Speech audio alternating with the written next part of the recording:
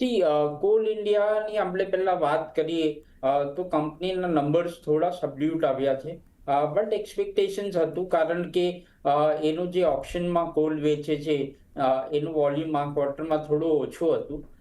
તો એના લીધે માર્જિન્સ પર થોડું ઇમ્પેક્ટ થયું છે કોલ ઇન્ડિયાનું. બટ આપણે સ્ટોકની વાત કરીએ તો ડિવિડન્ડ yield ઘણી સારી છે. અને બીજી તરફ આપણે જોઈએ તો કોલ ઇન્ડિયા જે છે થર્મલ પાવર પ્લાન્ટને કોલ સપ્લાય કરે છે. બટ હવે આપણે જોઈએ તો એક્સપેન્શન જે ઇન્ડિયાનું છે રિન્યુએબલ એનર્જી તરફ છે. તો આગળ જતા કોલની ડિમાન્ડ એટલી સારી રહેવાની શક્યતા નથી. બટ વેલ્યુએશન એટ્રેક્ટિવ છે, ડિવિડન્ડ yield સારી છે, તો કોલ ઇન્ડિયા હોલ્ડ રહેશે.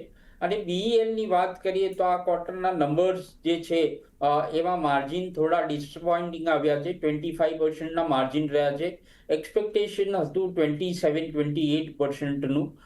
ઓર્ડર બુક બી થોડી કમ રહી છે બીઈએલ ની આ ક્વાર્ટરમાં, કારણ કે ગવર્મેન્ટ ઓફ ઇન્ડિયાએ QRSAM ના જે ટેન્ડર છે એ પાસ નથી કર્યું.